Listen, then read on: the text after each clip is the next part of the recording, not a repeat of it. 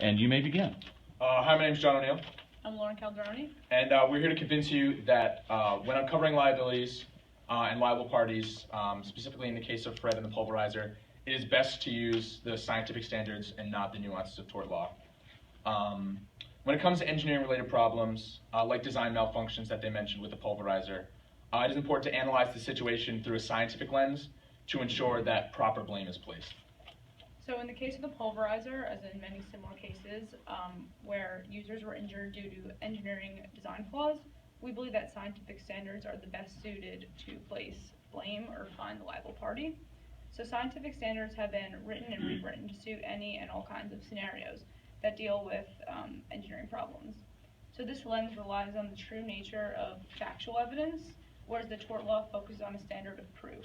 And the tort method of analysis deals with convincing qualities of evidence, but not the true nature of the evidence. So tort law, it paints a broad brush stroke. It covers any sort of liability that they mentioned.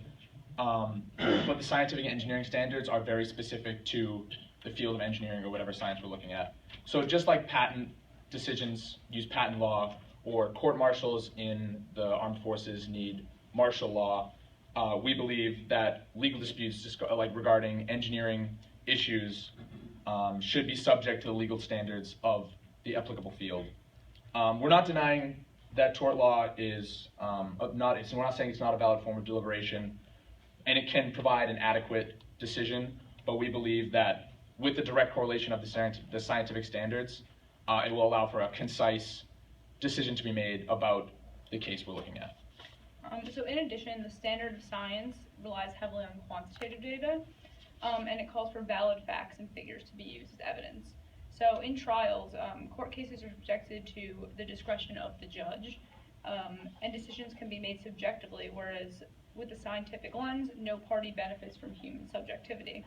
So this is a far more fair way to deal with an issue of design. So the scientific lens, it analyzes risks and problems based on expert qualifications. Like the previous group said, the engineers are professionals. So any issues that deal with machinery malfunctions like the pulverizer, it can only be resolved by professional standards, like the engineering standards. And so this case, the case of Fred and the pulverizer, should deem liability based on the scientific standards. Thank you. Thank you very much.